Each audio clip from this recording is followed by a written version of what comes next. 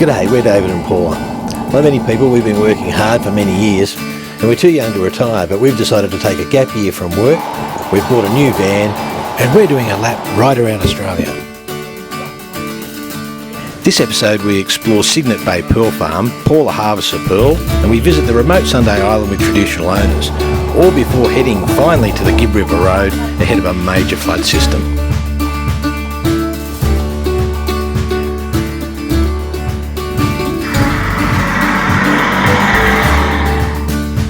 This is just absolutely insane.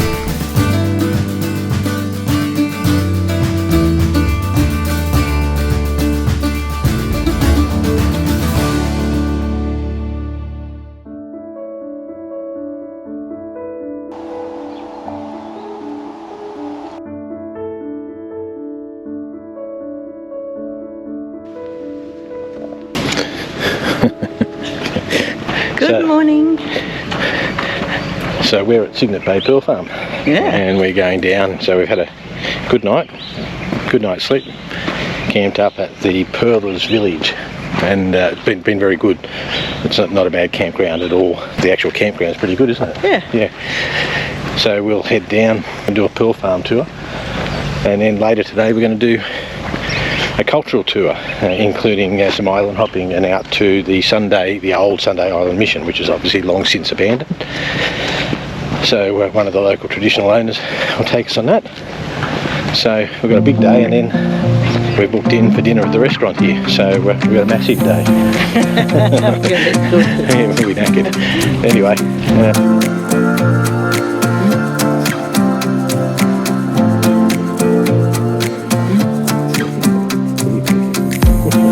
Cygnet Bay, 200 miles north of Peru, the home base for the Cygnet Bay Pearling Company. The company logo, setting off to look for shells suitable for culturing pearls.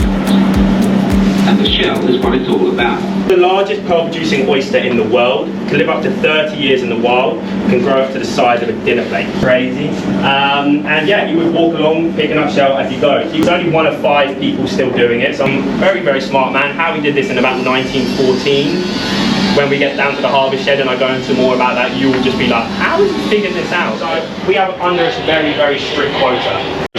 We're putting them down about a couple meters deep, just to maximise that sunlight.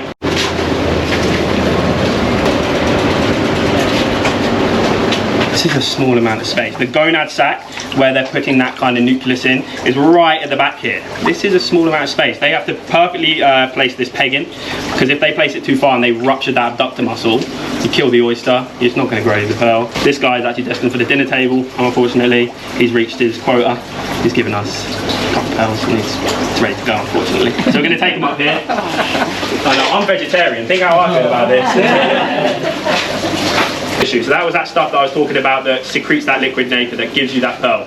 So when something falls inside, so like a bit of shell generally, will fall inside, this mantle tissue, the oyster, will see that as an irritant, you know, it won't like that. And it will secrete that.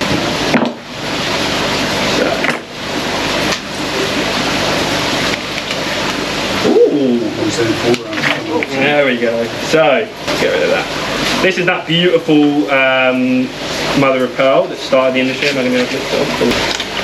The little tiny, we're going to have to get him out, pea crab. He'll probably come out, you know. Here we go. So, little tiny pea crab in there. Aww. So, these guys are like best mates. Unfortunately, I have just ruined this guy's house. Who wants to pop it out? Yeah, you do? Come around here. So, if you guys, you can even see it there. So, you want to pop it out, yeah? Yep. So, it's just like popping a zip, really. So, right. Get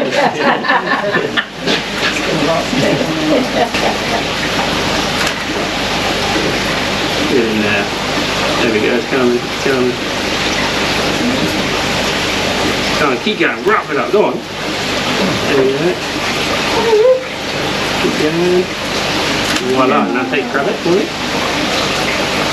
There we go. Oh, it's a pretty nice one, really.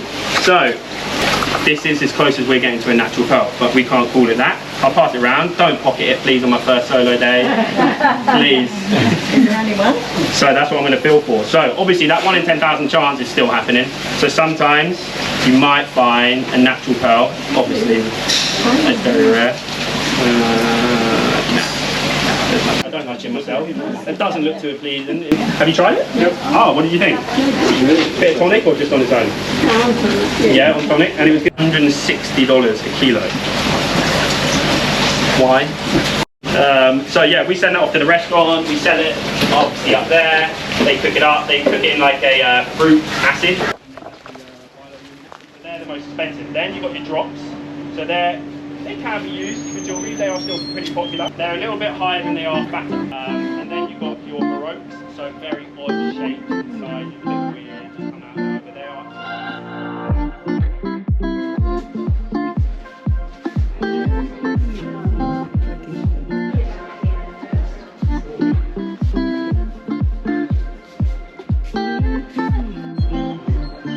How many of those do you want? All of them, thanks.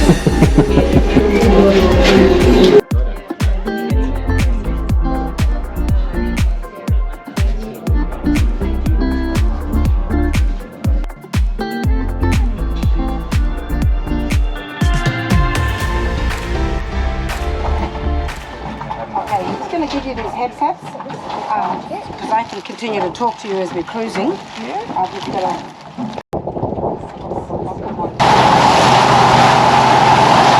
G'day, sorry about doing the voiceover, but the wind noise and the engine noise was just too great to try to record, and obviously you can't listen into the headset commentary that Rosanna was doing. So just as a quick overview, Rosanna's a Jawi woman. Right there, there's currents underneath. You have the currents when the water comes in. But that's what Her family lived on Sunday Island, which is actually their traditional country, but it was also an early mission. So it was a good opportunity to learn about the Bardi Jawi culture and their dreaming stories connected with Sunday Island. I mean, she was a great host. It was really enjoyable. And they also spent some time explaining the very turbulent waters and whirlpools and heavy tides in that area. And my big fight, tribe was giving one of the tribes like crappy turtle. And we got a chance to have a look at Sunday Island, which the elders say was a happy mission. So it's actually nice to hear a good story. Lived here, but very happy community. They had good memories of living. And unfortunately they couldn't stay there in the end, because when the mission closed there was no support for the island, so those families have all moved to the mainland. But it was a great cultural tour. Rosanna was a fantastic host, and we really enjoyed it. That was better.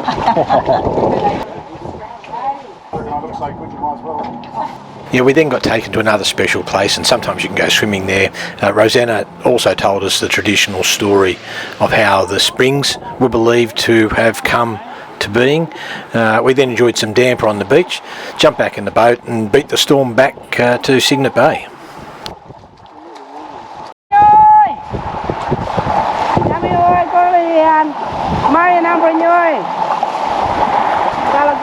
Thank you. Same thing. Thank you. We'll go for a walk.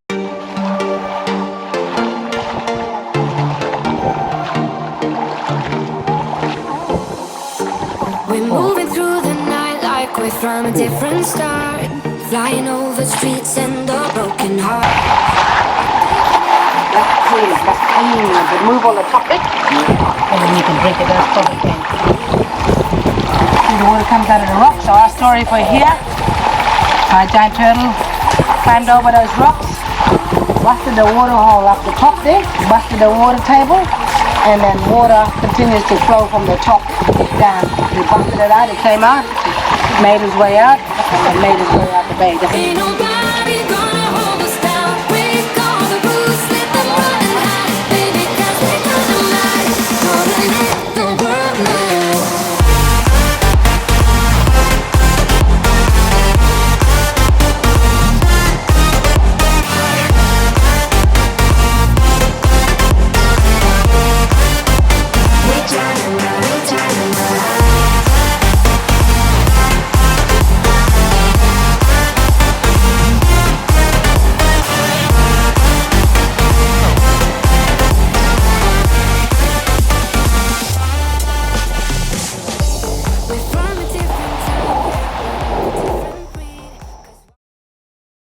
morning, everyone. We're at Cygnet Bay. Really good. Really good? Yeah. Worth the trip. We've been here 3 nights. Yes. And we reckon 4 or 5. Yep, we could have easily done another one. You've got to be willing to get involved with the excursions. Yeah. And spend a little bit of money to get the full benefit out of it. If you're just coming to camp, you won't get the benefit. No, it's a nice spot to visit and camp, but you're driving 220 kilometres, like a good 2.5 hours towing the van up the Dampier Peninsula. So you sort of want to spend 3 or 4 days to make it worth it. The Pearl Farm experience and going out to Sunday Island, the trip with Rosanna, that was really good. That was Paula being in the pearl shop. Oh, sorry. Yeah, sorry. Sorry, girls, spending your inheritance. Yeah. But it was okay because I was spending it on you this time. Spending it on you. And this Pearlers village, went for a drive to Divers, and we were really pleased that we decided to stay at Pearlers. Yeah, it's very close. Like, it's not right on top of everything, but it's close enough to walk down and walk back without having to get in the car all the time if you don't want to. And if you want to treat yourself, you can go down to the restaurant for a meal, which we did. Quite nice. Yeah, look, it was nice and it was pleasant down there. The menu's not huge, but that's fine. Yep. The food that we had was good, and you can get your coffee and you can get breakfast and get lunch here as well. It's a very pleasant campsite of mine. Oh, it's a nice campsite. And I'll show you some footage. Good, very pleasant, relatively new camp kitchen. The toilet block is a donger. Yep. It's pretty basic and getting a little bit sort of dated and sort of Exactly. but they're flush loos and there's some showers there and they were good and the showers were hot, so like no complaints. If you're looking for cheap camping in the Kimberley, this isn't the place to come. You've got to come spend a little bit of money, but it's very pleasant. We didn't end up going for a swim in the pool we were going to, but then the weather sort of turned a little bit on us, and so we just did some other things and just sort of chilled a little bit. Overall, Cygnet Bay been great, hasn't it? Yeah, and everyone's very friendly. And we've enjoyed it, and can't recommend enough the trip with Rosanna and the story of the Sunday Island mission. The old people remember the mission fondly in that case, and we know that's not universal, and the fact that they had a good experience. It's really good. Yeah, it doesn't mean that the whole thing was really upbeat and positive, and to hear how Rosanna's involved in the community and the community work that they're doing, it's really interesting. And met her sort of great. Well, her grand-nephew, really, but he was calling her Nan. He was driving the boat. We started all calling her Nan. So after that, we're all just calling her Nan. Overall, great experience. We really enjoyed Cygnet Bay. It's very good. Yeah, so today, down to Broome, do some admin, drop some post off. Replenish our supplies. I better go and check the wheel nuts and all those sorts of things. Yeah, get on with it. Go. Okay, go and do the outside jobs.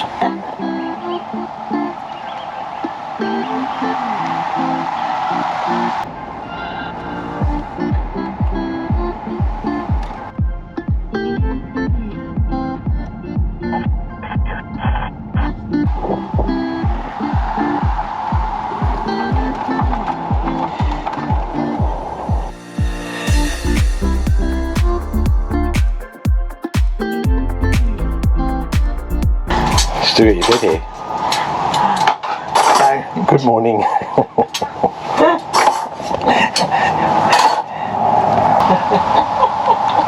Good morning. We've got a visitor. That's not a cow.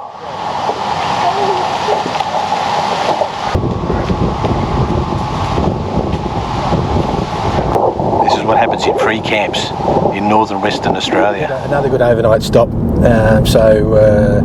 Heading from Broome to Birdwood Down Station, which is sort of the beginning of the Gibb River Road, and we're going to spend a couple of nights there. Get ourselves ready for the Gibb River Road, but we've got flood warnings. But we've got flood watch come out, so everything just stays eventful on our trip around the place. So there's forecasting potential floods in the Pilbara region, part of the Gascoyne, which is down further south again, and then north into the northern and western Kimberley rivers, which is exactly where we're going.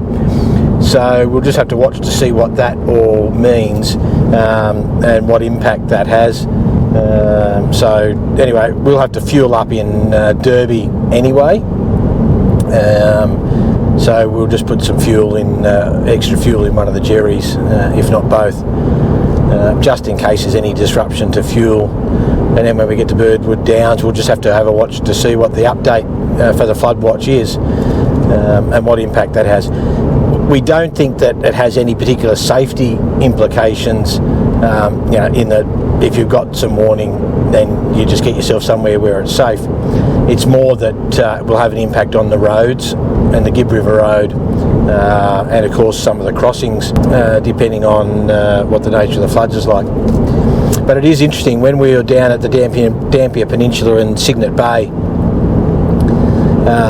Rosanna, who took us on that experience out to Sunday Island, she was saying that the old people were actually saying that the season hadn't changed yet. They were waiting for the big rain to come through, the final big rain to come through, that then signalled what they think is the colder season, and so they were expecting that to come through. So they were ahead of the Bureau of Bureau of Meteorology,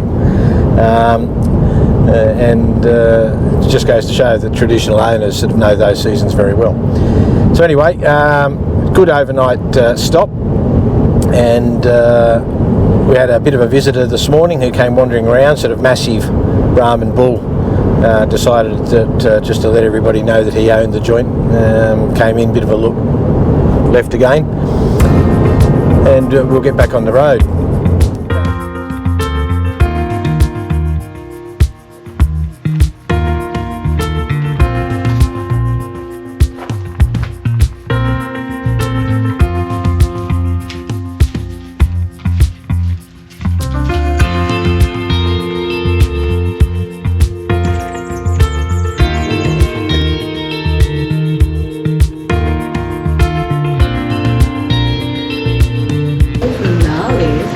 It's old and gnarly, yes. So it obviously dates back to a pretty poor period in history.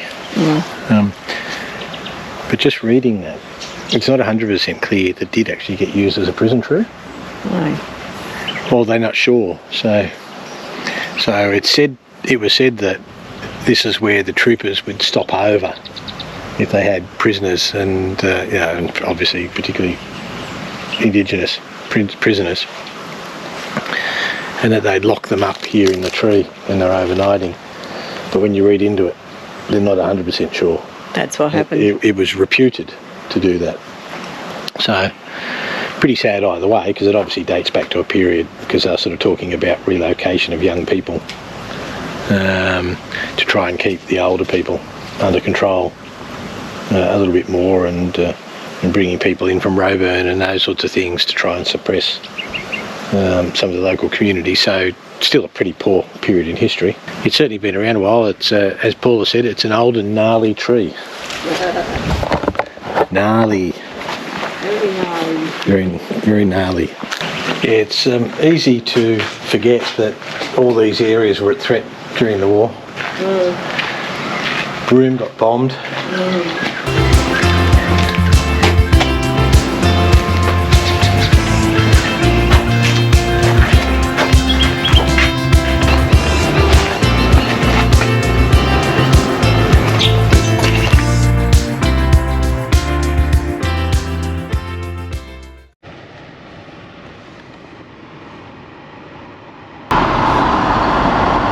Going my way.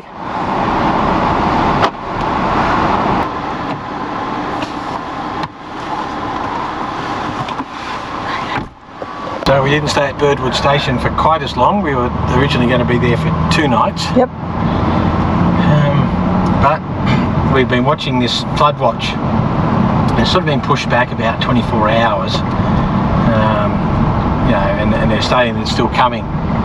So we've decided to make a move on the Gibb River and get a bit further into the Gibb River. Get Tunnel Creek done before any rain happens, and if it looks like the rain's coming through in the time frame they're talking, then we might hole up at Mount Hart Station for a couple of nights until it passes, and then evaluate what's going on with the road after that. Alright, so down towards the Leonard River rest area, and tomorrow Tunnel Creek. Okay. See ya. Bye.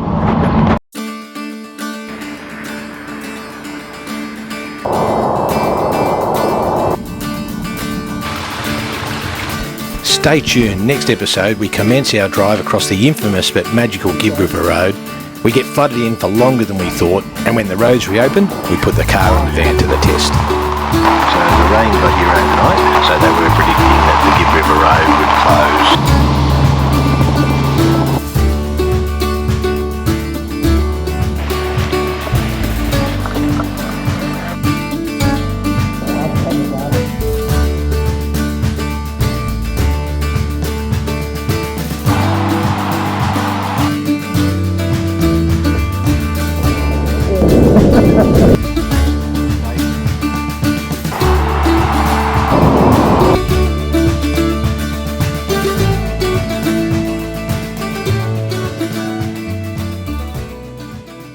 Again, thanks for joining us. Please don't forget to like and subscribe, and remember, 100% of our YouTube advertising revenue goes to charity.